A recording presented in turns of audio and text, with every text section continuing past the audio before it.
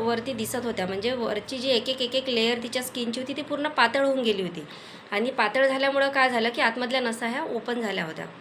म्हणून थोडं ऊन म्हणा, पाणी जरी घेतलं चेहऱ्यावर तरी तिथे आग होत होती, जळजळ होत होतं. तर अशा केसेसमध्ये होमिओपॅथिक मेडिसिन खूप चांगल्या प्रकारे काम करतं आणि होमिओपॅथीने हे पूर्ण समूळ जडापासून नष्ट होते.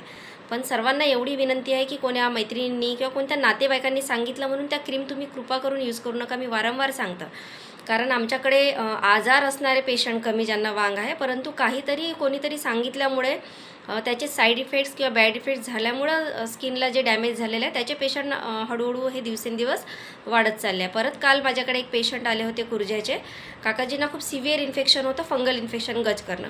कोणतरी सांगितलं रिंगोझन लावून द्या, त्यांनी लावून टाकलं आणि स्पेशली नाजूक भागामध्ये फंगल इन्फेक्शन होतं, जसं जांघेत आहे, मांडीला आहे, तुमच्या काखेचा भाग आहे, जिथं गरमी घाम जास्त तिथे. आणि सगळीकडे त्यांनी रिंगोझोन लावून दिलं होतं आणि पूर्ण स्किन ती